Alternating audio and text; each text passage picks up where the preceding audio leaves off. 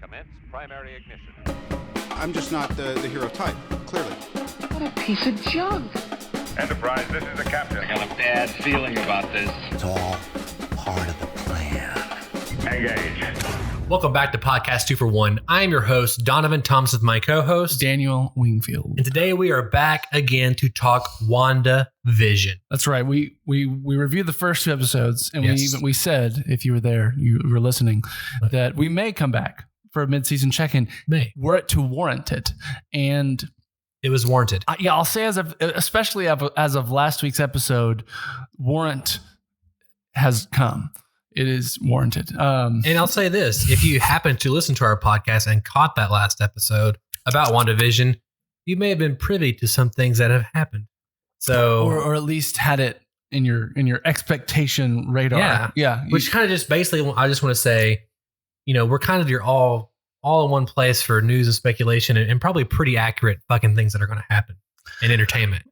We're good at theorizing. We're pretty good. Yeah. No, I mean, I think We're super sleuths. we'll get into that, but yeah, I don't want to spoil in the beginning. But I mean, if you're here, come on, fuck it. If you're here, you should have already watched the episode. I don't have any sympathy if you're trying to listen to this before you've watched it. It's on Disney Plus. You have no excuse. It's true. It's only like there's a free month if you send them an email. I'm sure they'll give you a free month. I don't know. Yeah, 100%. And of course, if you haven't already, hit that subscribe button, that notification bell. That way, you're up to date on all future episodes of Podcast 2 for 1, and of course, all the cool content we have at 2 for 1 Studio. Right. But what they seem to be doing is something that I think we talked about months ago. Years we even. talked about since really the idea of the X-Men, or since Fox was bought by Marvel. Yeah. I mean, this has been a thought of could they do it this way? And especially in general with the multiverse concept, using that to bring, mutants and X-Men in. Well, it's one of to see them do it. I'm sorry, I didn't mean to cut you off. You're good. And so we still don't know exactly what's happening, but it seems to be on pace for that in some form. But I was not expecting to get it this early. I'll be honest. I was expecting that to be maybe a consequence of Doctor Strange, or maybe even something in Spider-Man 3, who knows? But one of these bigger kind of, this is the first step, official step into what feels like the post-Thanos phase, where things are starting to happen that are going to kick into motion the next 10 years of Marvel movies, maybe? Yeah. And it's just really exciting to be. It's like that thing of okay, Thanos that was awesome, but how do they top the Infinity Gauntlet arc? How do they? And then they're blowing us away. Their first step into that what's next, and it's just it's captivating the world again. No one can stop talking about Marvel because of WandaVision, and who would have thought about that? That WandaVision would be the show that captures the world's, the nation's attention, entertainment's attention. Yeah, when you have someone like Kevin Feige, who from the get-go has said from the beginning, and you got to keep in mind, he's been involved with the Sony Spider-Man, the Fox X-Men movies from the get-go. He wasn't as high level as he is now, of course, but he's been involved for a long time. And when you have someone like that, who not understands filmmaking, but they also understand comic books, these are the kind of things that, someone like me who grew up from, as far as I could read, these are the possibilities that I knew that could happen. But right, I, as a person who has had their expectations tailored greatly through filmmaking and through watching movies throughout my whole life, it's one of those things man, this is what they could do because I've seen it in this medium, but they'll never do that for X, Y, and Z.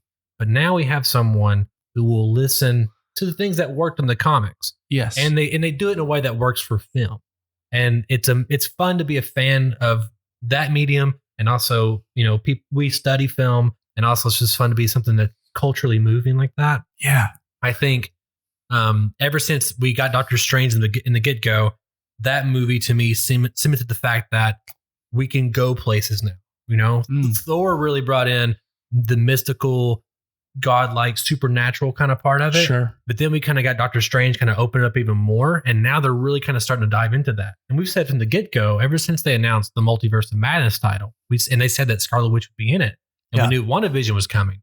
said from the get-go, we've said this on for a year now, that this is all leading up to a multiverse. Yeah. And they even dropped it in Spider-Man Far From Home with Mysterio, even though it was a sleight of hand situation. And it really wasn't a multiverse at that time. Yeah. It was still being seeded.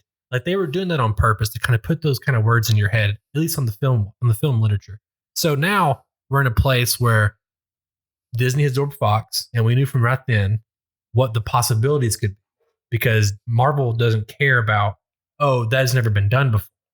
They care about what's going to get them the most attention and what's going to satisfy the fans, and what do the fans want to see. Yeah. And what do they want to see that they don't know they want to see?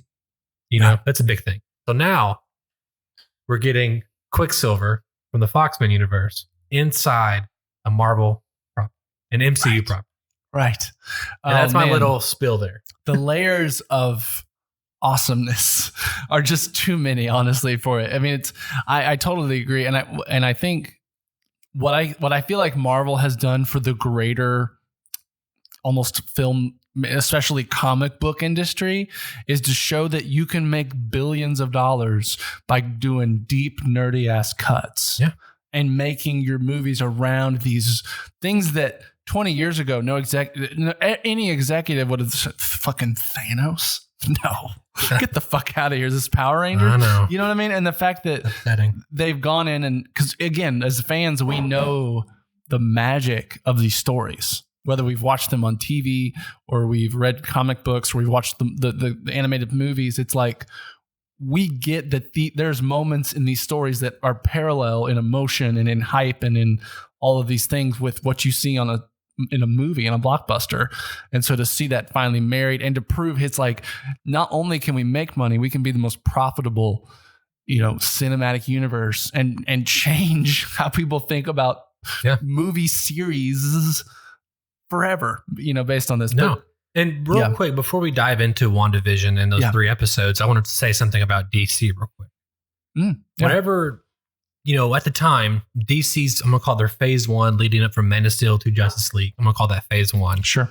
All those movies, those first 5 movies, whatever, they beat financially, like in terms of gross revenue, they beat the first 5 movies of Avengers, except for Avengers itself. So that makes sense. They were topping all of them. They have bigger characters, right? They have Batman. They have Superman. And what year was Man of Steel? I watched it last night actually again. So, was it 2011 or 12? I think it was like a little earlier. 13. So it was. So wow, I will say, actually, not as long ago as I thought. I will say you're right, but they were cashing in on superhero hype that Marvel built. Because yes and no. Avengers came before Man of Steel. Yes and no. And so it was like, holy shit, people really forget what Marvel's doing. Well, people really forget about The Dark Knight and Dark Knight Rises and Batman Begins. Those are literally right before Man of Steel comes out. You're right, but those are single character films. And I think when you get at the time, Man of Steel was a single character film. But everyone assumed it was going to lead up to Justice League because the Avengers had just happened. But at the same time, my whole point of saying that a minute ago was, even when Tim Burton was making Batman, there was plans to have they name dropped Superman in Batman and Robin with George Clooney. When Tim Burton, he almost went from Batman Returns to making Superman Lives with Kevin Smith. Like this idea of a shared universe has been around for a long time. No one's ever done it correctly. Right. Nor even tried except for the MCU. My point is, in terms of like what the DC could have done to get themselves out of the hole faster, which they're doing now, ever since Justice League come out and then the Snyder Cut and all this other stuff started happening, I've been saying for a long time, how DC wins or even catches up is to have a multiverse. They have to beat Marvel to it. They don't have to, but it'd be smart if they did. But they have it now. But they have it now. And here's the thing. I always said, if you had Michael Keaton, Ben Affleck, Christian Bale, if you had like deep fake Christopher Reeve, or, if you don't want to, it's fine. But if you have all these, Superman, if you have all these characters in this big movie and basically says, hey, all these other versions, it's all part of a multiverse. It's how we reboot after Justice League because it was a financial, failure. All those things. That's how you get yourself back on track. Now Walter Hamada is coming out through like Variety or Hollywood Reporter or whatever, saying this has never been done before. The multiverse. We have the Joker making $1 billion. We have wait, who said this? Walter Hamada, the guy head of DC Films. Okay. Yeah, I know. I know. This is why I'm saying this. Joker's coming When out. did he say this? Like a month and a half ago. Okay. He was saying, we have that coming out. We can have Matt Reeves as Batman with Robert Pattinson. We can also have maybe Ben Affleck reappearing in Flashpoint, Michael Keaton. And it's like, dude, you guys could have done this forever ago.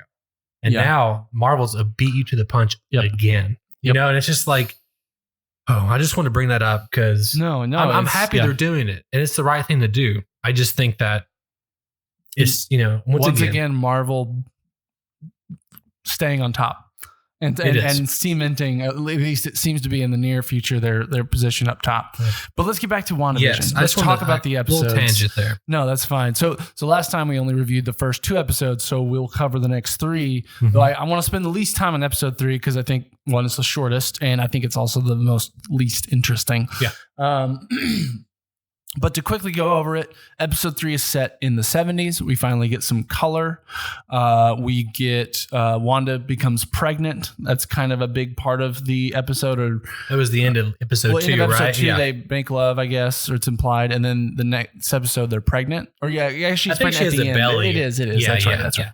And then episode 3, she has the babies by the end of this episode. Yeah, she does. The whole thing is basically you're cramming in 9 months into 20 minutes. Right. And that's when who we now know as Monica Rambeau, but at the time I don't think we knew. It's Geraldine. We knew her as Geraldine, which I also didn't realize she was the daughter of the girl the lady from Captain Marvel. Yeah. I didn't realize till after I'd watched the most I was reading some reactions. Yeah.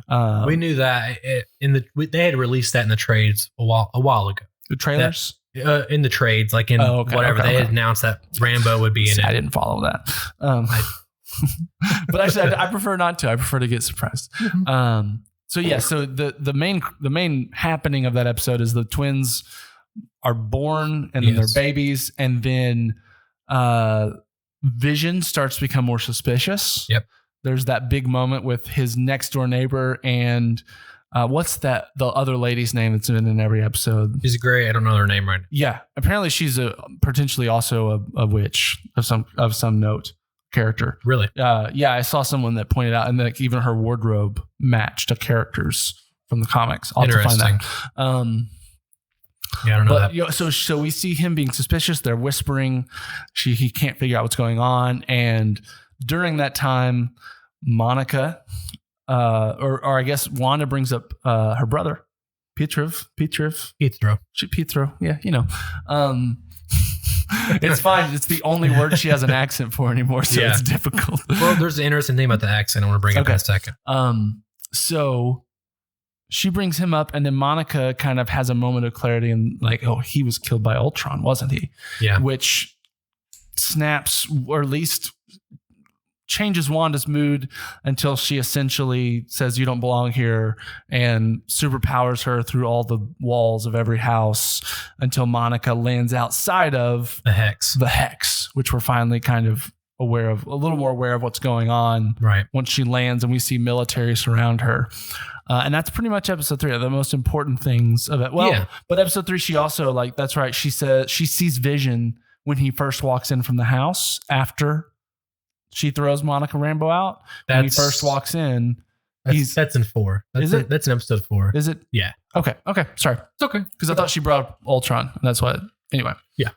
Okay. So I mean, it's a good episode. We have some more of the humor. It's still kind of starting to break apart. I think in this episode, if I remember correctly, Vision's outside talking to some neighbors, and they're cutting through concrete. Is that this episode? Right. Yeah, he's like cutting through the wall. Yeah, and it's just it's even at that moment, it's not like comedic, but it's eerie. It is eerie, and it's like, even though they're still playing up those tones and stuff, just doing something oddball like that, and them not acknowledging it is really weird.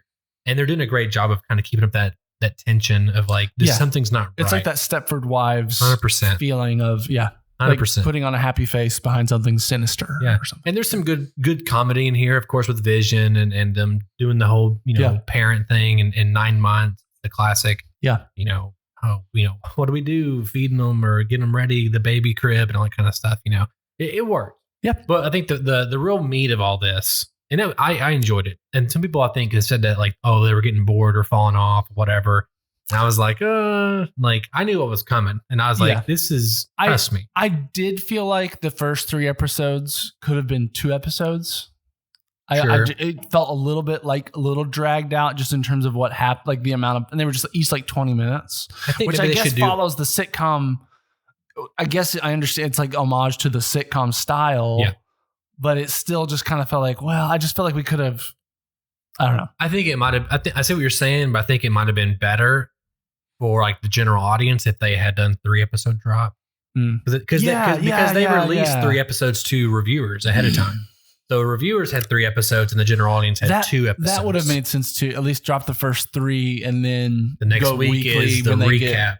And when things get more interesting. Yeah. So as we get into episode 4 here, now we're getting the show from Sword's perspective, right? Yes. We know Kat Dennings' character from Thor and Thor: The Lost World. She is the girl taking notes on the credits. Yes. Every time, which was great. Yeah, a great reveal. Great. And it's so great to have her back. Like, I really enjoy her character. I think she's hilarious. See, I've actually, out of all the MCU people, she's one of the characters I've totally done without. Sure. Especially in Thor 2. And like, she really drags it down. We could have done without Thor 2 in general. We probably could. We probably could have. But she's good in Thor 1. I liked her comic relief in Thor 1. She was okay at 1, and then 2, it made no sense anymore why she was there. No, that was a weird level of comic relief. Yeah, it was forcing it. It felt forced. But we have another great MCU character, Jimmy Woo, who is from Ant-Man and the Wasp. If you've seen that. Yeah, who is he in that? He's the guy basically tracking Scott Lang and trying to capture him on the run. Okay. And here's the great thing. Scott Lang does the card trick, and Jimmy Woo the whole time is trying to do that throughout the movie. And he does it to Kat Dennings in the beginning of this episode. Oh my God. So he's been practicing. Oh, that's great. See, he looks so familiar. Yeah. He's been in a lot of good sitcoms and stuff. He has a great, I just like him as an actor. He's like so such a lovable, nice guy. Yeah. But apparently everyone is pitching now like an FBI MCU show with him. Well, I've heard it's like the X-Men, but funny and lighthearted. Yeah, it should be. I'm in there for that. It would be great with him. And I mean, honestly, you could do a Kat Dennings and Jimmy Woo buddy cop probably. They're doing great right now. So the chemistry would work, I think. I think so too. I think it's interesting. Who knows what's really happening or if they've even thought about this already. But it's a good thing to speculate. But we have Jimmy Woo come in and basically he starts kind of telling the audience some of these things that we wanted to know. Okay, Eastview exists, but not Westview, right? Right. Well, yeah, because he brings Monica. Well, first of all, we get that great.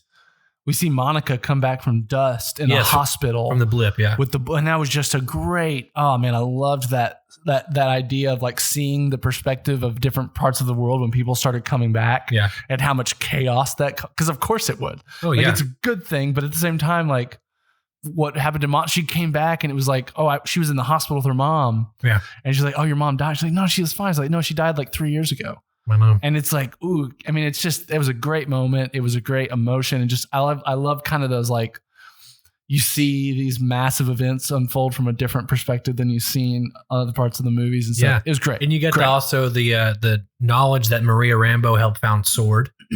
And as you know, that Peggy Carter founded SHIELD.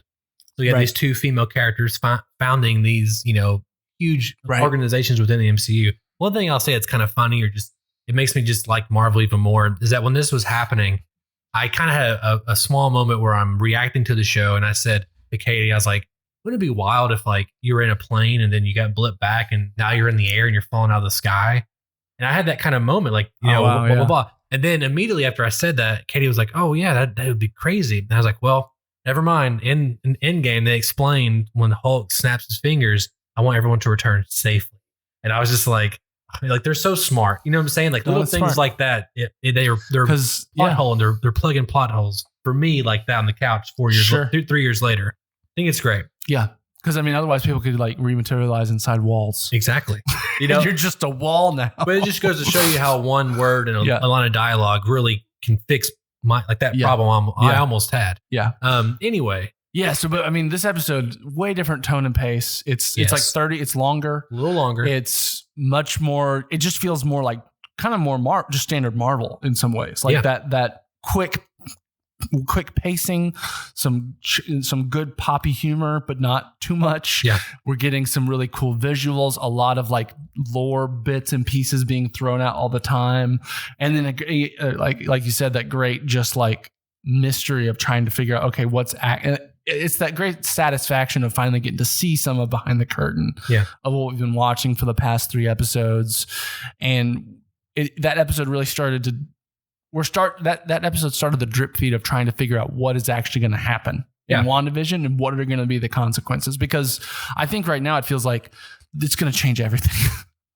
Yeah, I mean, it will. This one series again, which even you think about it, like, I mean, Falcon and the Winter Soldier takes place before WandaVision, right? Does it still? We don't know. It did at one point. We knew that it was supposed to come out beforehand. So theoretically, it would happen before it, especially if the events of WandaVision were still supposed to happen this way. They wouldn't have been revealing that in a previous show. I don't know. I think it. I don't think so. And the reason why I think it was supposed to come out beforehand, the way it was structured, is because it has things to do with Black Widow. So I think that was the reason why that was important. And now that Black Widow had been pushed, it wasn't as important anymore. So I think that's what the issue is. Gotcha. Okay. Yeah. Well, yeah. And we got a trailer for that on Super Bowl Sunday. It looked pretty good. I'm interested. It looked really good. It looks like a fun ass buddy I wanted cop. to react to it. It looks like a Marvel buddy cop. I know, it's irritating.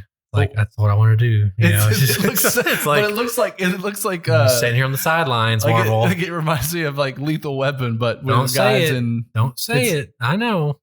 It's very upsetting. The staring contest at the end of it was great. I know. It's so good. It hurts my heart a little bit. But anyway, what's great about it is that even though the revelations that we're getting in this episode, they're not gigantic, but it's so satisfying to get even little confirmations of things. Yes, exactly. And they do a good job of drip feeding it to you, and then you're invested, and you feel like the revelations are good enough that you feel smart as a viewer for figuring them out. Yes. But they're also different enough where you feel interested. And what's good is they give context for everything you've seen prior to that point. Yes. So you're constantly rethinking about things you've seen, like, oh, okay, now, okay. But then we get to episode 5, and which I guess the end of episode 4 is just catching up to when Monica gets thrown out. It does that, and we also get the moment where we see Vision with being dead. Okay, Yeah. right at the end, which is a great horror beat. You know, it was creepy as fuck. It is creepy. Like his like all purple or white or whatever. It looked at how he looked when he died when Thanos pulled it out, and it just happened so quickly and unexpectedly and just randomly, and then it's gone. And so it's just like very unsettling. It really is. Yeah, but we catch up with Rambo being thrown out of the Hex. And she's surrounded by... we don't know it's the Hex yet. We don't. Actually. But she's surrounded by sword agents. And then we're picked up in episode 5, which is called On a Very Special Episode. And it's very special indeed. It is. Woo. Oh my God. Like, I didn't realize... Like, I know I texted you. I think it was Friday. It was the day it came out. But like, I'd been scrolling and I knew WandaVision came out. I just hadn't watched it yet. I wasn't anticipating anything giant. Yeah, that was gonna like break the internet, and then I just saw someone speculate something, and I was like, "Why would they be? Oh no, oh no!" Yeah, I told you. I said, "Stay off the internet." Literally, I was like, "I think I just may have seen a WandaVision spoiler." So I was like, "I'm watching it right now because I need to be on the internet." Do you and Kat watch it at all, or just as you show? So she's watched a couple of them. The times I've had to watch them, sometimes to catch up for the podcast, she's been like, "I really don't want to tonight." I'm like, "That's fine. I'll just watch it." But I've been like kind of explaining everything to her because she still likes Marvel a lot and has like watched pretty much all the movies. I don't think she's seen Homecoming. Or no, I'm sorry, Far From Home, or Captain Marvel, which one of those is take it or leave it. But take it. I mean, take it, you know. Anyway, so or you're like Daniel and you don't know who Monica Rambeau is when she's on the show, so take it. I didn't. I mean, I'd seen it and I still didn't realize who that was. It's been a while too. I know. The reason they make it clear by this episode, which is when she like makes like eyes at a picture of Captain Marvel. She mentions Captain Marvel. She's off planet or something, and she has this.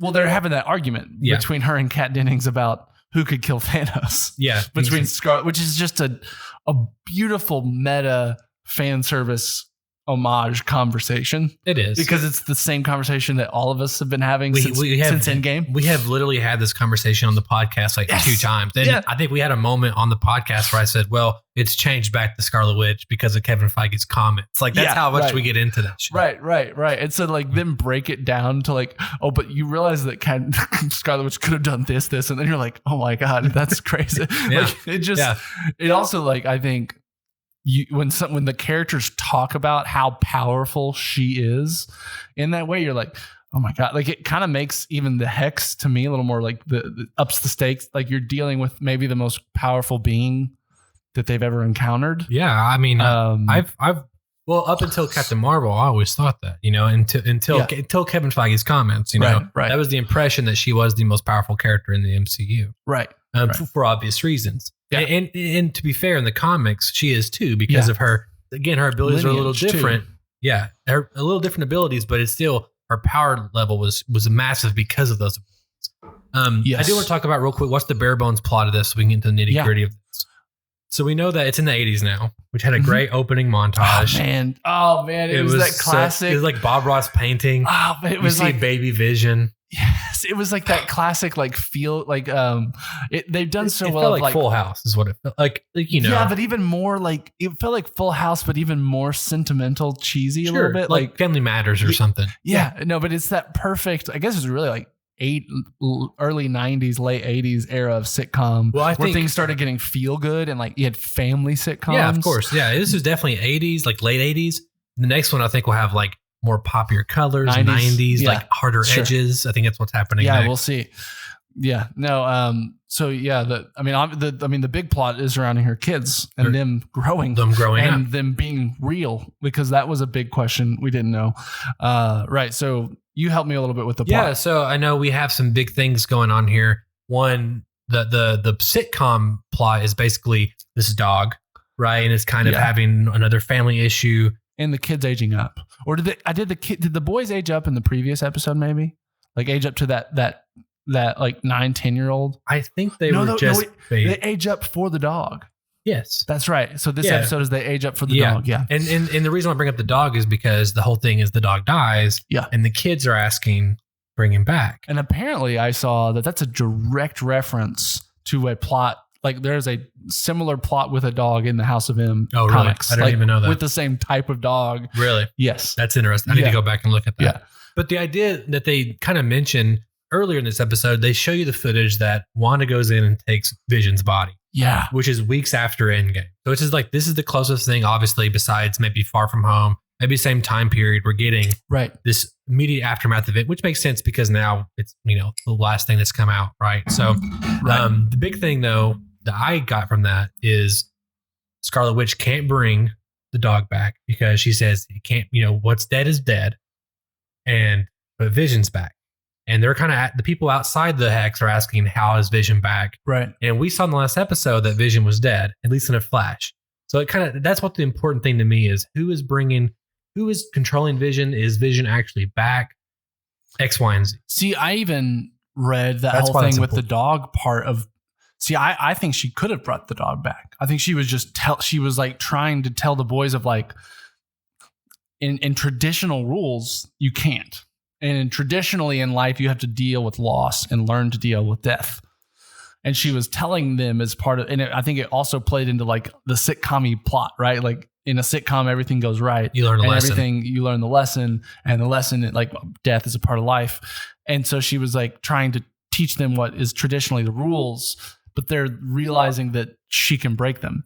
And it's almost like she hasn't fully like acknowledged that of her, like she can do this. It's like something she did with Vision and grief, but it wasn't like I'm going to figure out how to bring someone back to life, and this is going to be something I do now. It kind of felt like a subconscious almost thing is how I was reading it, and more of her being confronted with the idea of like, I did bring, and they kind of reference, well, what about, and then Vision walks up when they're like, but you did too, and they get cut off, and then the next one Vision starts walking up. Right. Yeah. I mean, I think that's a good reading of it. That's kind of what. Yeah, that was just my. No, that makes sense. I think, of course, if you're the only other part that makes me feel like is when the neighbor who has a dog, and they're like, she's like, you can do that, and like she asks Wanda of that.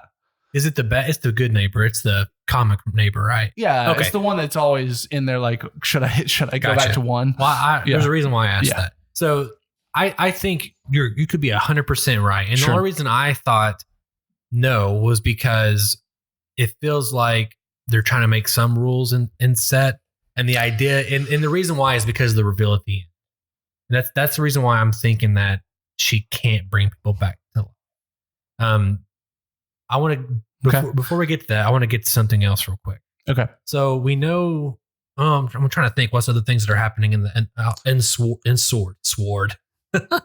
Bad guys in swords. Yeah. So the main thing is they realize contact her. Right? They know Wanda is that's another big thing that happens at the end of the last episode. It's Monica. She is the one doing all of this, controlling all of this. So the main thing they do is send a drone in, right? Yeah. And at first they just think they're communicating, and Monica, it's right after the dogs or right before it. It's around that. Yeah. Right. And so like they kind of had the realization that if they bring something in with that production design already done, then they can basically subvert the idea that reality doesn't have to change. They do some goobly gook science, and they figure out how to get something in. Yeah, exactly. And so at first Monica's trying to talk to her, and then of course you get the classic, all right, she's not responding, fire. And she's like, what? No. And then of course there was a missile attached to the drone. It shoots, there's a big explosion. Yeah. And then of course, breach, there's a breach. Woo, woo, woo. Everyone outside, there's a breach in the PEX. And who do you know? It's Monica walking out looking bad fucking ass. Scarlet Witch. Sorry. Yeah. Well, I said Monica. I meant to say Wanda. It's the same get up she was wearing at Endgame. She's not Scarlet Witch, at least in MCU. She has no moniker, as they point out very clearly. They literally said, does she have, what's her name? And she's like, just Wanda. Sure. So they're almost like saying, no, she's not. I thought that was an interesting thing. In the marketing, they call her Scarlet Witch. Do they really? Yeah, in their toys, in like the marketing, when you have the T-shirt and the person on the T-shirt, it's called Scarlet Witch. Is it really? Yeah, well, just saying. Inconsistencies. Just saying. It's embarrassing, Marvel. It is. Get your shit together. But of course, there was definitely the moment where you're like, okay, maybe Wanda's the one who's doing this. You felt she felt antagonistic. 100%. She's turning weapons back on them. Granted, they did just shoot at her. And she says, like, don't come to my home. Like, basically, this is mine. Do not come back, or I will end you. Essentially, was the undertone. Well, the real big thing also this episode is Vision uncovering the truth. Well, yeah, no, that's the big. I mean, I think that's the biggest part of this episode is Vision. This whole, I mean, up to this point, he's been slowly finding clues or having moments of unclarity or just confusion. But then Monica is always able to like distract him with an event or a sitcom trope or something. But excuse me. But now he's actually seeing it, and they do that by they find a way to get him a message. Yes. On his work computer, and they find a way to like have everyone say it at the same. It was like a really Twilight Zone-y moment. Really weird. And it was like a report of what's going on outside. And it was like it was just all creepy how everyone read it at the same time, and then everyone pretended it wasn't there, or like, oh, that's a funny joke, or whatever they did. And the Vision shows, and we've seen a little bit of this in the trailer before the show release, that he has the ability to basically, he has all his powers. The ability to unlock somebody from this trance. Yeah, which makes sense. I mean, he's based off the Mind Stone, right? Yeah. So I mean, he's got Mind Stone powers. Yeah. I assume. I don't know. I don't know either. Who knows what his powers actually are? I really don't know. Can he still shoot a beam out of his head? Probably not. I don't know. Does he have a new Mind Stone? What we knew is that he could, according to that little moment of Flash, like the horror moment, he don't have a Mind Stone. But we don't know if that's reality or if that's a moment of like Wanda's like mental psyche. Yeah. I mean, you're right. I took it as he's a walking around corpse. Yeah, that's how I took it. Because and here again, it ties specifically into you can't bring dead back. I think you could be right. I think, but the other reason I think that she probably has, I personally think she has brought him back. And the other big reason is the twins. Well, I think the reveal kind of shows that he didn't. That she didn't. Why? Because I feel like and there's a very great meta moment, of course, again, if you've heard us say a little bit, but Quicksilver from the Fox-Men universe has arrived, right? Yeah. He's the big reveal at the end. The idea, I think, would be if she could bring back someone from the dead, then it would be the MCU Quicksilver at the door and not Pietro, because they say she recast. And also, there's another thing. I don't think she did bring him back. I don't think Quicksilver knocked on the door because of her. But I think that if someone had the ability to bring someone back from the dead, they would have brought back the original, the real culprit here, which we'll get to in a second. I think that if they wanted to keep her in this mode of the Hex, they would have brought back her real brother. They would have brought someone back who was a different version of her. Because maybe it's because of their own limitations. Yeah. And that may be the thing, their own limitations versus hers. I don't know. Again, I think you could be 100% right. Obviously, if you're getting to the multiverse and you have reality bending powers, you should be able to bend reality. That being said, because her powers weren't made from the reality stone, though. Her powers were made from the Mind Stone. Right. Same stone. Same as Vision. That's why she was able to kill him or remove the stone. She destroyed Vision before Thanos. She does. You're right. That's the reason. That's the only reason she could. Man, she does have trauma. She killed Vision, and then she watched Vision die. Yeah. Man. Yeah. What a trip, Wanda. Yeah. I mean, every movie she's in, she suffers like traumatic, like compared to everyone else, she does all kinds of bad shit. Which is something that apparently happens in the comics a lot too. Is really Wanda getting? I mean, like I don't really know too much. I was doing some reaction stuff, and I know that a big moment because Wanda's kids are from the comics. Yes, and there's an arc where they die somehow, and the good guys, I don't know, maybe Avengers, I don't know, have to like wipe Monica's memory of ever knowing that she had kids, because if they hadn't, her grief would have killed everything. Yeah, because of the power that she has, just had that much grief would have destroyed the world with that kind of power, which makes it seem like that maybe that's what's happening. So no, I hear all you're saying. Here's kind of what here's what I'm thinking might be the case. So to me, obviously the big wonder is Mephisto doing all this, right? And this would be the first official introduction of Mephisto. Is that correct? And in the comics, he's basically like the devil or a demon. He is the devil. He's like the MCU's version of Satan. Yes, which is very mystical, religious, spiritual. However you want. I mean, it's getting especially mystical, I would say. And I think that could be true, though I'm wondering if they'll do a different version of Mephisto. I'm not sure. Because here's what I was thinking it could be is that, and even when she brought, the Fox's Quicksilver in, my almost thought was she did intend to bring her brother back. Or it happened again, it was that thing where she's talking to her sons and they're like, well, did you had a brother? Like, yeah, he's far away. Well, why can't he just come here? And she's like, well, he can't just, and like, there's that knock at the door. And I don't think it's him at that point, but like, it's not, he ends up coming later and in a similar knocking kind of way. So my thought was that she did bring him back even in that moment, but someone is kind of what I've thought is she's doing these things, but someone is manipulating her to do what they want her to do from it. Yeah. That is either confusing her, doing something with her memory, even controlling her. So my almost thought was whoever's in control of this wants to merge the universes or create some sort of whole between the realities or something with that. And so they are allowing her to use her powers to bring Quicksilver back, but they manipulate it just enough so that she brings a different version of him rather than her version. When she answers the door, she does say she like doesn't recognize him, but there's also this you could be him, right? Like almost like I guess maybe you are him. I haven't seen my girlfriend in a long time. I don't remember her face, but oh yeah, that's what she looks like. Yeah, but still unsure, but kind of like, well, he's acting like him, or he responds to the name, or exactly whatever. And so to me, that read is like, oh, I was expecting my real brother because I can do this almost. But then you wonder, why didn't she recognize her? Why isn't it her real brother? You know what I'm saying? And that's why I'm thinking, like, could someone have done something with the multiverses to when she used that power to bring her brother back, it didn't bring that one back, it bring the other one back. I don't know. Or I mean, I'm still wondering if the Hex and what's happening inside of Wanda's world is just a different universe already.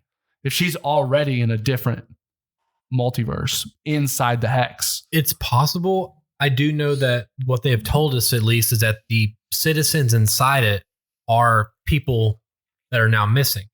And obviously, because, so I feel like if it is its own pocket universe, this space is a universe, but the things occupying it are not. The things that were originally there, at least. Yeah, and I guess the thing in my head would be, how do you classify if it's in our universe?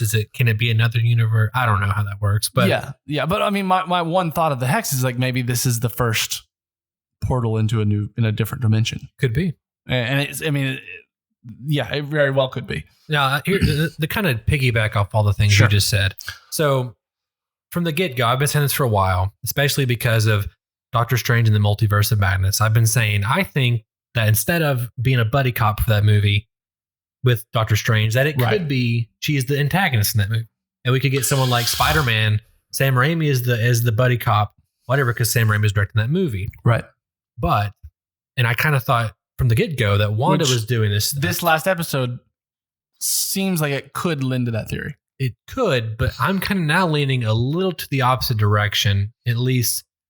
It could go back either way, but now I do think someone's involved based on the comments they've made because the death thing, it to me, the death thing with the cameo, it seems like someone sent that version of he's Peter in the X-Men universe.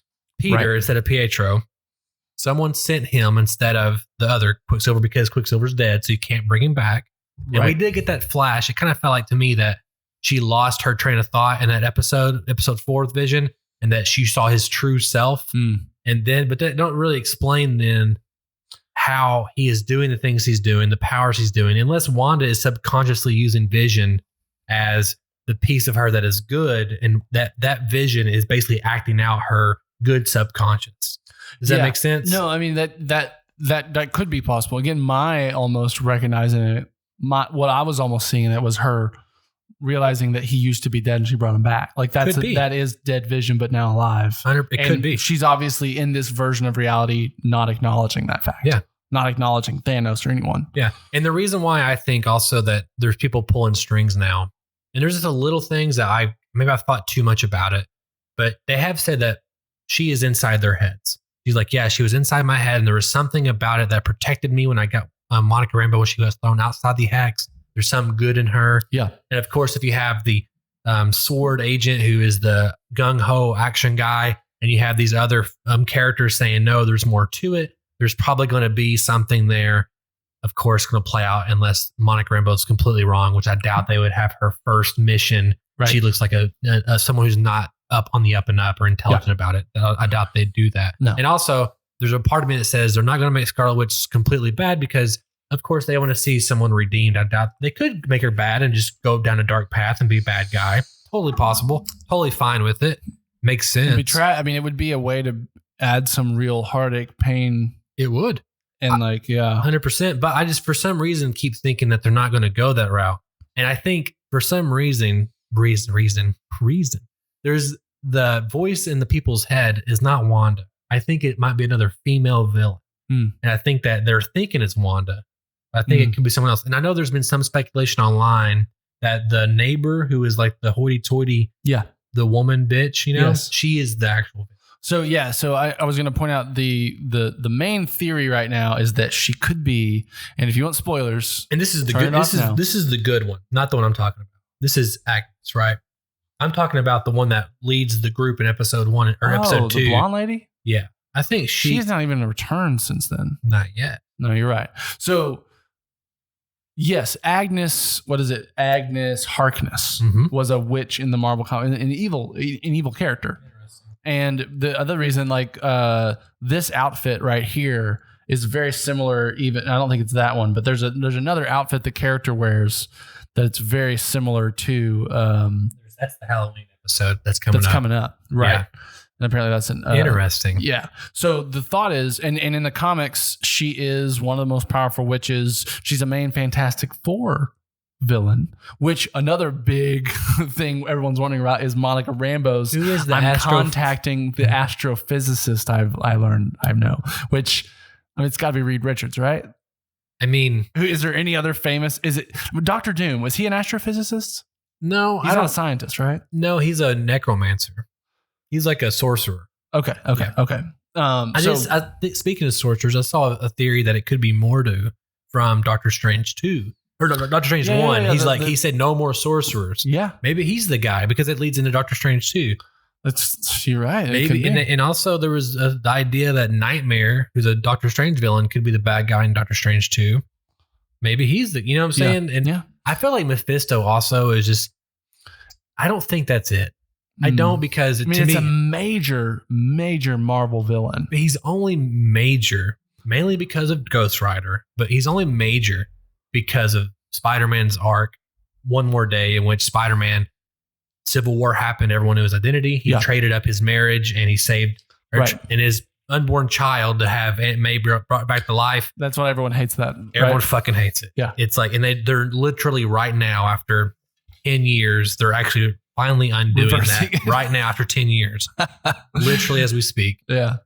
But that's why I don't think it is. I think everyone jumps to that because they know that character and what his abilities are for that arc. Yeah. I don't think Marvel would touch that with a 10-foot that character. I just don't think. Maybe they do it. And also, to me, it starts kind of clashing with, I don't know, you start bringing up the devil. I feel like you start kind of getting kind of weird with people's real. I don't know. I mean, but the thing is, they've done I mean, all of Thor is Norse mythology, Norse religion. But I don't think most people. I don't think there's a large group of people that practice Norse religion around the globe. No, there's not. That's why I think they want to stay away from.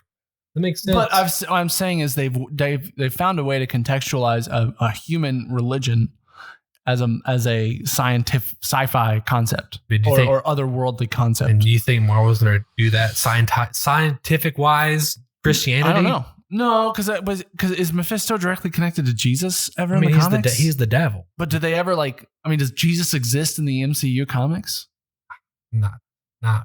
Do they ever reference him or go back in time and see him? So, I mean, he could still be the devil, though. That's just kind of the concept of the devil without there having to be a. But right now, we're having the same conversation that they 100% had. No, you're right. And that's why I feel like it's not going to happen. They're probably like, oh, we don't have to use that character. We can use any other character we want and avoid all that mess. Yeah. That's why I think it's not going to happen. But I mean, I think if they do it, I trust that they'll find a way to make it a satisfying explanation of the character. And I trust that Marvel could do that with his character. I just feel like they won't because they don't have to. It's not, they have so many characters that can fill that void. See. I'm assuming that they've picked the one that they think makes the best story. And they either have the best casting for or just makes the most sense from. I mean, there's going to be so many decisions that go into what villains the MCU ever features, both in marketability. Yeah, all these focus groups and all this stuff will, probably. Kinda. They had Ego, the Living Planet, and Guardians of the Galaxy 2. You know what I mean? Like, part of it is just deep cuts and doing weird shit because no one else is doing it. Yeah, but at the same time, they had, fucking James Gunn. Well, yeah, but also the guy that played the human version of Kurt Russell. Yeah, so I mean, it's like you have, it's a living planet, but Kurt Russell's playing most of the time as Kurt Russell. Sure. To go back to your theory about Agnes, I think that's a great theory because she has been the most kind and passive character on the show so far, 100%. She's been the most fun, and she's been in every episode. And she seems to be more aware than even maybe some of the other characters. She doesn't seem being controlled. She seems to be willingly participating. Do you want me to go back to 1? Yeah. She's like I'm starting playing to sway a part. That. Yeah. She's not being controlled. She's just going along with it. Everyone else is having to obey like robots, basically. Yeah. So I think maybe she's the bad guy now. I mean, she could be. I think it's a female villain of the bad guy, or I mean, she seems to be the only obvious option right now. Spoilers: if you see the trailer ahead of time, I have it. In the trailer, the old trailer, the first trailer ever. Oh, okay. Vision literally touches her head, does the same thing as the last guy. She comes out, she goes, "Aren't you dead? Like, where are the Avengers? Whatever." And he's like, "Should I be dead?" And he does it again. And she comes back, and she's like, "Oh, whatever." But she could be faking, especially if she's a witch. That'd be an easy way to throw him off the case. It's true. I don't know. Especially if we've already gotten a clear example of that happening in this episode, and then we see Vision do it again next episode, and so we're just, I guess that's what I would do. But then but at the same time, it'd be easy to be like, yeah, she could have just faked that. Well, that gets to the nitty gritty is that we clearly don't know what the fuck is going on, which is great. But it's great. But it's given us enough where we can have, I think, thoughtful, intelligent theory about it. You know what I'm saying? Like exactly. And I think any of these could be correct, or it could be an amalgamation of all of them, or it could be something totally different. Yes. I do think we will have answers by the end of the season. Well, yeah. I think that's accurate. But I think 100% whatever does happen is going to lead into Doctor Strange. Of course, they've said 100%. That multiple times. I think it may have a cliffhanger in the sense that it's not fully resolved, and we'll get resolution in that. Is Spider-Man 3 after Doctor Strange? It's before. Okay. And Doctor Strange is also in that movie. So he is. So Spider-Man 3 would seemingly lead. So really, WandaVision probably leads more directly into Spider-Man 3. You're right, it might. And then that leads. I mean, who knows? Scarlet Witch may be in Spider-Man 3 at this point as a surprise casting. We do know. Well, that's not really unrelated. We know the cameo in Falcon and Winter Soldier now. I got spoiled by the actor. Is Scarlet Witch is in there? No, let me tell you. Sure. War Machine is going to be in Falcon and Winter Soldier. Yeah, but that also seemed like an obvious. And that's separate, yeah. Like you could have guessed that. And it wouldn't have been like, oh my God. It's just like, oh, of course he is. I would have been, oh my God, just because I love it. But no, I mean, that was spoiled like a week or two ago by Don Cheadle. I did hear that, yeah. The big thing again, what's the implication of what's going to happen? I guess what's our predictions for what's happening next? Because the X-Men are here. One of them here's another theory real quick. Some people say that that's not Peter from X-Men. That's just a guy who looks like Peter in our dimension, and she's just taking him. You know what I'm saying? It's like a meta level where they're like tricking the audience. Some people say that. No, I feel that would be such like. I feel like it would be. It would just frustrate fans if that ends up being the resolution of like, well, he's not really that one. He's just like, no, that would be no, they wouldn't do that. It's possible. That would be like a giant, like rip the rug out of everyone's expectations of like, oh my God, the X-Men are here. I think starting. Yeah. I mean, I think it's possible. That's a stupid idea. I don't think it's what's going to happen. It's not happening. No, it's not happening. Marvel isn't dumb. That would be dumb. I think it would be dumb isn't dumb. But again, all this is leading to, of course, the ultimate inevitability of a thing called Secret Wars, where we have multiple versions of multiple characters fighting on a different planet or doing something to stop someone. Hopefully, the ultimate bad guy will be Doctor Doom. Right. Which, again, leads credits to our Reed Richards theory. And and the fact that we know, Fantastic Four has been announced. It has been. John Watts directing. Yeah. What happens there? I'm very interested in the casting. I mean, what if we get the Reed Richards casting announcement by the end of WandaVision? But he's not. But he's still just Reed Richards. I see a world at the end of the next episode or the episode after that. John Krasinski walks on the show. Oh my God. As Reed Richards. Oh my God! I would just like crap my pants with excitement. I mean, why wouldn't they? Clearly, Marvel has had. They listen to fans at a level that seems unprecedented. They do, but also, even Star Wars. There's been some conversation. Like, look at Ahsoka. She was casted basically by fans. And Disney. That's what I'm saying, and they're not dumb to these things being said. And why wouldn't you have John Krasinski? Granted, Emily Blunt. If you're gonna get one of them, get them both. And there's only one person. They would both be perfect for their roles, and they're already a husband and wife. You got come on, guys. It's right there. It's sitting there. There's only one person for to play the Thing ever. And you know who that person is? John Cena. John Cena. No, it is not John Cena. The only person to play. What if it was The Rock, though? What if that's how The Rock got in the MCU? And he was a Rock character? Yeah. I don't think so. And here's why. I think the best person to play the Thing, Ben Grimm, is Michael Chiklis, who is the same person who played him. He was perfect in the version. He was the best casted character. They just got to give him Human Torch was good too, Chris Evans. They just got to give him just a CG body, but make it Ben Grimm. Do it. He's perfect. He sounded perfect, and he was like perfectly cast. He didn't get a chance to really do anything. I think it was great. I'm not even going to argue against it. I actually enjoyed the Fantastic Four movies. But anyway, and again, we're going to get Chris Evans as Human Torch. I'm calling it right now. It's going to happen. He's going to walk up and see Chris Evans, Captain America, and go, "What? It's going to happen." Wow, that'd be wild. Why wouldn't they do it? Because I think there's a lot more worth in bringing in the X-Men Fox characters than there is bringing in the Fantastic Four Fox characters. There's a lot more love and established, but like I said hype last time, for Patrick Stewart and Ian McKellen we're going to walking come back in front of the goddamn screen than there is for, well, especially now that like the guy who played the guy that played Doctor Doom is apparently an asshole. I don't know. The guy from Nip Tuck. Yeah, apparently he's a piece of shit. Oh, really? I've heard. I don't know. My wife said that. I don't know. Well, fuck him. Apparently he treats people poorly. Who knows? He's Dr. Doom, I guess. I don't know. Yeah. They typecasted him. Well, I mean, look, you're going to get those things, but like I said last time, that us seeing these old legacy characters is not something that's going to be permanent. They're not going to bring in Hugh Jackman Wolverine to be Wolverine for the next 20 years of Marvel.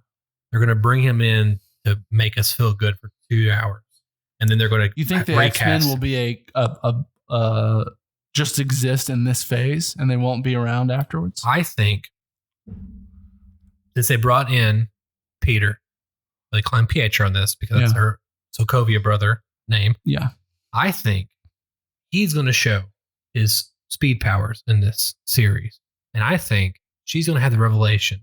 She's going to say, you know what wouldn't have happened to Vision? If he wouldn't have died if we had more superpowered people. And in the comics, she says a thing called no more mutants, essentially erasing all the mutants in the MCU. Yeah. I think at the end of this, she'll say more mutants. And then we will have the mutants in the MCU. So the end of Scarlet Witch, the end of WandaVision. This she'll say more mutants, and it will open up the floodgates. Yeah. That's a good. I mean, I'm pretty much on there with you. I think there's a very good chance that this show begins the X-Men. It has. And we have an X-Men. But even in a more official. Yeah. I mean, I would not be surprised if the day after WandaVision or the week after WandaVision finishes that we get official film announcements or series announcements on the X-Men. Yeah. I mean, I could see that.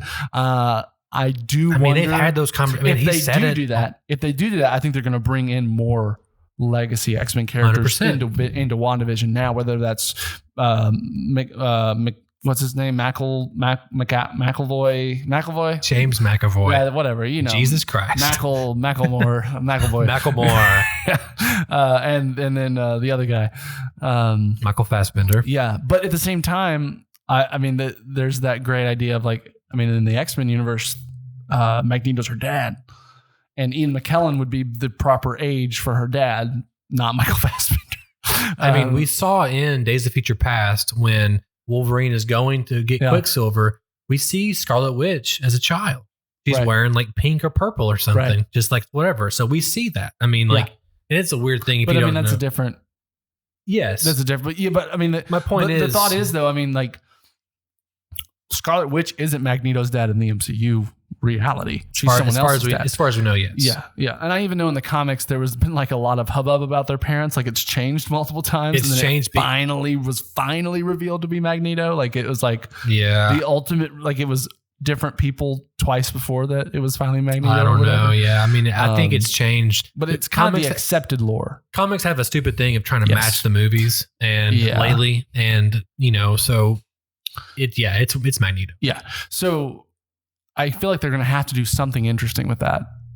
Like, even if it's Ian McKellen coming in and in his reality, he just knows her as his daughter and she doesn't know shit about him. Yeah. And then it's him kind of taking her under his, I mean. Or if Magneto comes in and he's just a human version of our MCU human version. He has a Sokovian accent and he is her dad with no powers. And he's not Magneto. He's just Ian McKellen dad. I don't know if they do that. But they're going to bring Ian McKellen. They're going to give him the helmet. You may get both, but you're going to have to get versions of the X-Men characters who are not the X-Men characters. In order for this to work, they can't just keep bringing. I don't see that. Well, you gotta have them play off people their expectations of their own reality as well. Does it make sense?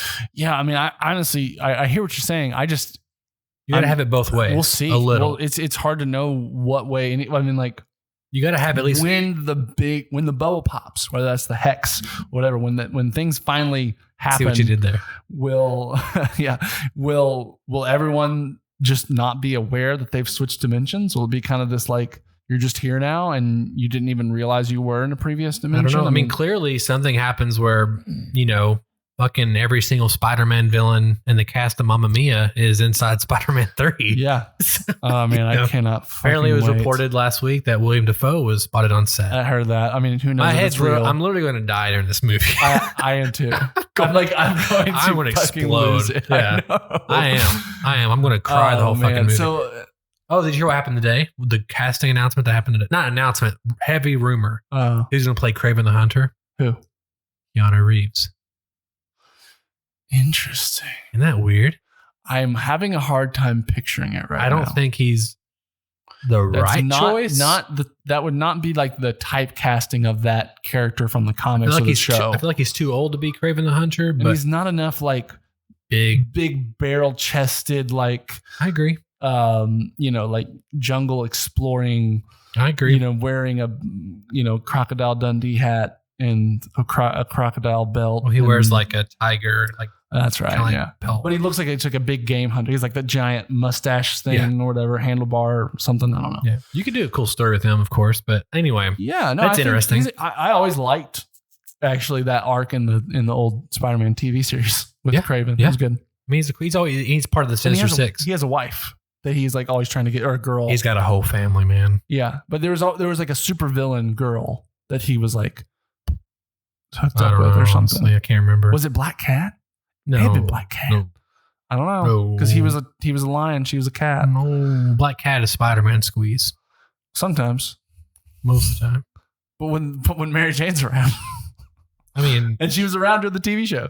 I know. I'm not saying all the time. I'm just saying whenever Mary Jane's not around or whatever, then it's like that. Or when Gwen Stacy's not around. His flirt. Oh yeah, they have some chemistry going on. Anyway, I just think, you heard my theory. We'll see now how it pans out. I don't think we'll probably, unless something just magical happens, I don't think we'll probably come back again, except for maybe the last 4 or 5 episodes. Maybe we might have to, depending on what happens in the next episode. It may just be revelation after revelation. Yeah. But I think we've kind of... No, I mean, I think right now it'll be... I mean, I feel like the next... Well, how many episodes do we have left? 3? I think we have 8 total.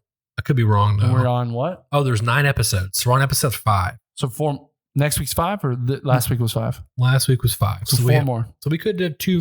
We'll see what happens. I mean, if 2 happens and again it's like breaking the internet, we'll have to come back and talk about it. But I do want to switch gears real quick. Okay. Snyder Cut, March 18th. Yeah. It's coming up. We do know that... and not too far after that is Winter Soldier. The next day is Winter Soldier. Is it 19th? Yes. Or 20th or whatever? It's the 19th on that Friday. That's a good couple days. It's a good couple. For me, for Donovan Thompson, it's a good fucking couple days. Yeah. I will say, okay, I was going to ask you, the trailer drops for, and I'm asking you on the air, the trailer drops for Snyder Cut on Valentine's Day that morning. You want to do Sunday? Do you want to do a reaction to it, or you think swing by the office and come back and do it? I don't know if I'll be. We might need to Zoom it because I may be doing Valentine's things with the family that morning, like breakfast and stuff. Yeah. So we could Zoom react, which I'd be down with, or we could we'll talk do it about later it that day or something. Now I'm thinking about it. I'll have Noah that morning, actually. Yeah. I know we've got some Valentine's festivities planned or Gotcha. Yeah. Okay. So I think we did good. Yeah, I mean, again, it's that thing of I expected WandaVision to be good. I expected to be glued to the TV, yes, and my brain melt at all these fun things, and it has been. I did not expect them to so quickly after Thanos continually establish their dominance at the forefront of like entertainment thought.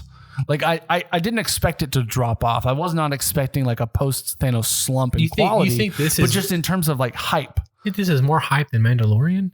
I don't. I feel like there's not yet. I feel like there's. I think if you have an episode with Patrick Stewart and Ian McKellen and Hugh Jackman, yes, sure, yeah. I think Hugh Jackman. I think once they enter, if they end up coming over in this process, yes.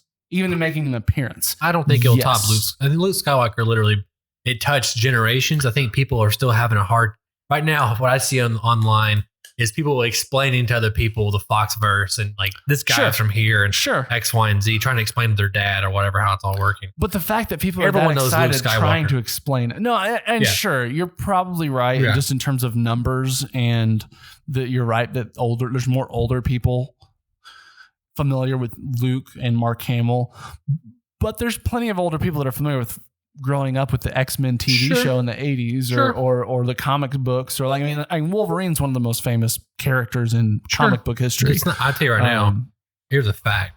Hugh Jackman will not appear on this season of WandaVision. I think you're right. I think if he appears, it's either in Multiverse of Madness or it's at the final, at the finale of the... I think Secret Wars could be a 3-part movie.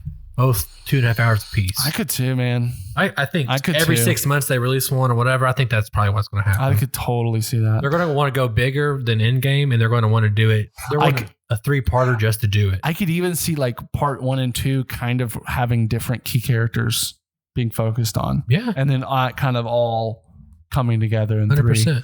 And again, big bad, Doctor Doom. I think it could be the end of Phase 5. I think Phase 4 will focus on kind of establishing the multiverse, and then Phase 5 will be basically Galactus needs to happen before, in my opinion, before multiverse. Well, really? It don't have to happen. I feel like multiverse is like the end all, and I feel like Galactus is like a big threat that the Avengers have to face. Maybe the new Avengers have to face. I think multiverse is like... Yeah, I mean, I feel like we're going to have to get an Avengers movie pre-multiverse stuff. 100%. There's going to be an Age of Ultron equivalent. Yeah. That's like more of a... Yes, it's about a threat, but it's also heavily a setup for what's coming later. Yeah. And I could see Galactus being that. I could also see that being like the Fantastic Four involved in that Avengers movie, if they've already had their origin film prior to that, and then Galactus being involved with that kind of ties them into it too. Yeah. And it's a threat that would require kind of all the world's heroes. I really think Galactus could appear in either Guardians 3 or Eternals. Yeah, exactly. And I also think Doctor Doom will probably appear in Black Panther 2. Right. And that's the thing too. There's so many movies that we know are coming up, but we have no idea how they're going to affect or play into the current trajectory of the universe. I mean, like you said, Eternals, like we know that spans like multiple decades, like millennia, right? Like it's going to be like the beginning of the earth to present, basically. And we expect to see Thanos in that as well. We do. Yeah. And so it's like this, for one, I'm very excited about that. Like I know Kevin Feige recently said the best pitch he's ever gotten as a part of the MCU was the Eternals pitch. Yeah, I know. I'm like, how's that the best? I don't know. I'm excited. That makes me excited. I mean, it does. That's how you get someone hyped, is saying that. You do, exactly. We'll see if he's, taking it. Last little bit of news, because we don't heading to the news a lot lately. Michael B. Jordan was asked in the last couple of days about returning for Black Panther 2. And the way they did it, they really caught him off guard. Yeah. And he was like, ooh, man, and he kind of sidestepped a little bit. He's like, I would love to come back if they invited me to come back. I kind of think that he could be coming back as Killmonger, and he could be like a penance kind of thing. He takes the lessons that T'Challa gave him or whatever, and he ends up becoming the new Black Panther. Because, also Ryan Coogler, every movie he's ever made, Michael B. Jordan's in it. And his first choice for Black Panther, I believe, was Michael B. Jordan. And then they cast T'Challa before Coogler come on. So I think it's that, or it's Shuri, the younger sister. I think it could be both. I think you could definitely see it could be both. You're right. It could be called Black Panthers. Yeah. I don't know. I think I think Michael B. Jordan's the obvious the actor with the same amount of star power, and acting ability. And he's already in the universe. It would be and again, he was a villain, but he's a tragic villain. Yeah. Like he was an empathetic villain, and you really understood why he was doing what he was doing. I think I prefer that just because I'm not a huge Shuri fan. I know I'm in the large minority there. I just don't. I don't know. They'd have to do a lot with her to develop her into a protagonist level. I think 100% she should be involved in some capacity, like War Machine does. She's also going to be like, 4 or 5 years actually older as an actress since we've last seen her. I don't think she was she young? Was in Infinity War? Endgame. She was in Endgame, and so she was probably, that was like probably from like 17. Yeah, but she's not going to look much different. 4 years older. She wasn't that old. She was like, Really? she seemed like she was in like her early 20s in like Black Maybe. Panther 1. Yeah, but there's kind of a sweet spot there. You kind of really don't look older or younger. You're just kind of. You're right. I just think I could see them taking her because she's been a side character, but I could definitely see her becoming more of a main one. Yeah, Latita Wright. I don't know. Anyway, it gets complicated. I personally think they shouldn't recast or they shouldn't throw away the T'Challa character. I think that the character is bigger than an actor, and it's Well, like I mean, the role of Black Panther has already been established as a mantle, not a person. the role of Black Panther. But I think T'Challa is like a 67-year-old character from the comics. It's like, to me, it's But like they're not gonna name someone else T'Challa. I'm saying, like, I think they should have recast instead of killing him off camera. No, and you can't do that. Yeah, you can. I don't. No, the character is bigger than any one actor. It's like having Superman die. It's like having the actor who played Superman I don't die. think you would have recasted Robert Downey Jr. as Iron Man. If Robert Downey Jr. had died, I think you can't. But I think it's more important because he is an African American, or he's not African American, but he's a black superhero. It's saying that, I don't know. It's kind of weird to me. It's like having, to me, Black Panther is like the Superman of black comic book characters. If you're telling me if Superman died, if Christopher, Which has happened in the comics a few times, and I'm in the saying movies. you're telling me if Christopher Reeve died when he fell off that horse, that they should never have cast another Superman ever again. But why that's completely different because it's not. It is because there's been so many more Superman movies that aren't in the same established universe. This is the MCU. I'm talking about at that time. He was the first live action Superman ever. But it was a different time. You're talking about that was much more common in like, oh, here's a trilogy of movies about a character, James Bond, for instance. They change every few years. They recast Terrence Howard's War Machine, or you know what I'm saying? Yeah, because of a contract dispute, because they had to basically. And they recast Edward Norton's as the Hulk. Same reason.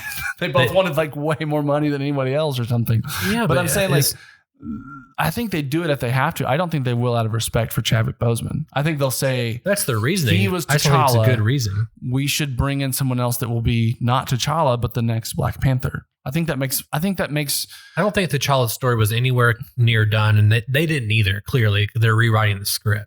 No, you're right, but they didn't like leave him in an unfinished place. He was the king. He had stepped into the rightful role as the Black Panther. He was ruling well. He didn't have like any unfinished business on his plate. It's not going to. Granted, I have faith in Marvel. There's undying faith, but I think that there is 1,000 other things you could have done with that character. Of course, there would have been. And it would have been amazing. The one we're talking about now, Dr. Doom, you have someone challenge the throne. What does it mean to actually be king? The whole thing was him becoming king. He didn't do anything as king other than defend his title. Well, he's done things as king since that movie. Yeah, outside of the Black Panther movie, and we don't get to see that Endgame and Infinite. No, of course we did. We see him like establishing the defense of Earth was based in Wakanda. That doesn't count, man. That's different. It does. No, it doesn't. The actual action of defending the kingdom is not as engaging or intriguing as is the drama behind of actually. But I don't think those stories are so necessary to be told that you need to recast him. I think you can tell other interesting stories. It's not even about the need for those stories. To me, it's the need of, so what? We're saying that you can never recast T'Challa ever again. Like it's a weird thing to me. I think it's more about the specific situation of this is the MCU where none of the main characters have changed except way long time ago. They haven't changed recently. It's been like 10 years since they recast something almost. So there's an established continuity and consistency. I think if you just throw Michael B. Jordan in there and pretend he's been T'Challa this whole time, it's just going to feel off. It's just going to feel like obviously it's just not going to feel right. It's just going to feel like very discontinuous and to me it would just be much more. It would make the world, the MCU universe, much more believable. They didn't do that. It would make it feel like a much more dynamic, living kind of lore world. If the person that looks like the character dies, you don't recast him as somebody else, especially when it's Black Panther. War Machine, yes, that was unfortunate, but it's War Machine. No, you know what I mean? Even the Hulk, it's like it happened early enough that Edward Norton was only in one movie, and the other part is the Hulk is a green giant most of his performance too. I just feel like I don't think know. there's much more better reasons. And again, I think if some actors like, no, I want more money, and they're like, no, that is a reasonable reason to be like, fine, fuck you, we'll get someone else to play it. When someone dies like that, unexpectedly, tragically, when he was an icon, not only Black Panther, but Chadwick Boseman was a black icon because of playing the Black Panther. I know, but to me, it says, there's something weird about it. I'm not articulating it well enough. I just think that the legacy and the character T'Challa is bigger than any one actor. Maybe they'll. And I feel like T'Challa can or should be as big as James Bond, Batman, Spider-Man, or Superman. It's okay for them to recast Spider-Man, Superman, Batman, James Bond. When they change directors and studio, and they just reboot it, yes, but they reboot it every time they do that almost. Every time they change actors, they reboot. You're not wrong. I'm just saying, I think that the character is bigger than that. I think the character means personally more to people than the actor. I think the character Black Panther means more to people than the character T'Challa. I think T'Challa is more of a comic legacy character. I think most people don't call him Black Panther. I mean, T'Challa. But I think the whole recent Shuri Black Panther shit is like the last 2 years. When you say comics. Tony Stark, you mean Iron Man. Some people are probably don't have the same direct connection between T'Challa and Black Panther. No, they do. I didn't even know his name was T'Challa for years. I was aware of the character. Yeah, I was aware of Black Panther. I wasn't aware of his name. Yeah, but no one knew who Iron Man was until fucking Iron Man came out. Not really. I mean, not like we do now. I did more than Black Panther. Sure, but I knew Bruce Banner's name. Well, everyone knew the Hulk because the 80s TV show. I'm just saying, even our parents knew about that because of Lou Ferrigno and the Hulk. That's what. Right. Yeah, I mean, that's even Captain America. I mean, I just feel like but still, no one. You can't tell me that. And that's what all of these characters are just more mainstream. Kate, they are now. But Katie told me the other day that she's never seen. I don't really like Captain America, and I'm like, that's because you've never seen the movies. I didn't really like Captain America before I saw the movies. I didn't really. You can't tell me like. I mean, I didn't know really anything about him. I know. I just thought he was kind of an uninteresting, patriotic guy. That's my point. You didn't know about him until the movies made him popular. But I knew of him. I didn't even know of Black Panther till I don't know when. It wasn't. I hadn't even seen any of that. I was buying Black Panther comics before the MCU was a thing. You know what I'm saying? I know, but I don't know. I think there's something there. Again, I don't think I'm articulating it well enough. I just feel like the character is more important. I don't know. I feel like it's almost. Man, I'm totally wrong, and I'm gonna get backlash from this if it ever comes back up.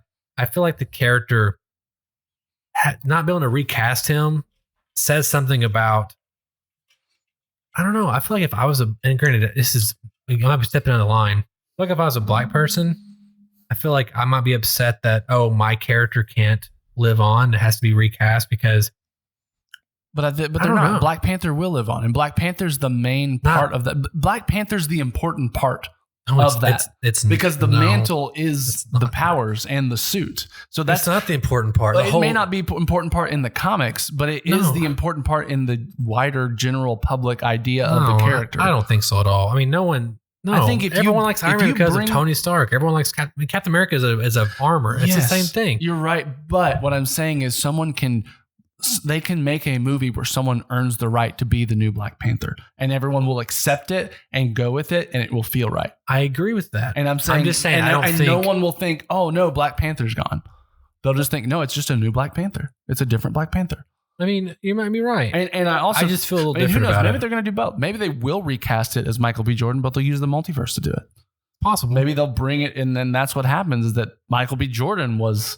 They won't do T'Challa that. Or the version of T'Challa, and T'Challa was the version of Killmonger. They swapped in the multiverse. It's possible. I don't think they'll do that. I don't either. I think it's a giant workaround for something that's a little more simple. Yeah. Anyway, I don't know. Oh, we'll see. I don't either. We got good little debate, I guess. That was good. Yeah. Anyway, let us know in the comments below what you think about the Black Panther situation. And of course, let us know about WandaVision. Are you digging these episodes so far?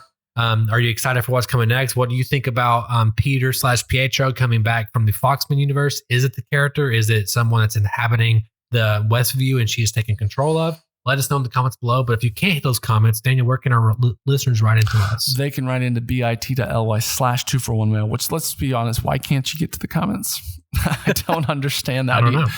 Are you listening on podcast? Do your parents have an ad blocker? Are you like you have like safety controls for YouTube? Have you squandered your YouTube privileges? I don't know. But if you can't get to that comment section, you can write into bit.ly/241mail. There you can let us know what the fuck you think's going on with WandaVision and what you think will happen with Black Panther. This ended up being like a really great, just MCU centric catch up and debating some interesting questions that are up in the air in the universe. Yeah, and even our own culture, we touched upon it. I mean, I may be right to the coals 20 years from now for my thoughts on what I would do if I was Black. This may come back. This may come back to you when you're like successful. I don't mean any disrespect. I feel like there's something. And again, I'm not articulating it. I get it. I just can't wrap my head around it. I do understand what you're saying. I personally feel like that would be a less satisfying version of it. And it could be. That's just me. And it could be. That's just me. And of course, the bit.ly I would say is definitely if you want to write in and you want us to have your questions answered on the show, that's a great place to do it. Yeah. But if you just want long form, it's great for long form. Exactly. Yeah, like Joel Williams, our faithful writer-inner, loves to give us a good list of bullet points or things we've missed. Or he's great. He's great. And of course, if you just want to interact with us on like a daily basis, the comments are great for that. If you want an immediate response, I'll give you Donovan's phone number. Just ask me. It might be scrolling across the bottom. I hope it's not. And of course, if you haven't already, hit that subscribe button, that notification bell. That way you're up to date on all future episodes of Podcast 2 for 1. We're on all the podcast services. And of course, we always recommend going to the YouTube if you're not there already. We have great content on the channel every week. It's pretty consistent, I would say. It's damn pretty consistent. Fucking consistent right now. Yeah. Pretty scheduled out. Yeah. And we really appreciate hitting that subscribe button. And it lets people find us, the algorithm on YouTube. It's a big deal. Yes. So, and we want to keep doing this, and we have cool things around the corner, and we can't really do those cool things unless we have the support behind it. And it's free. Indeed. It's free right now. It's free. Yeah, we're going to charge you later. We're going to retroactively charge you every time you viewed one of our videos. Well, Daniel, thank you so much for doing this. Thank myself for doing this too. I mean, yeah, that's fair. Yeah. No, that was good. That was a fun episode. And my name is Donovan Thompson. I'm Daniel Wingfield. And we have spoken.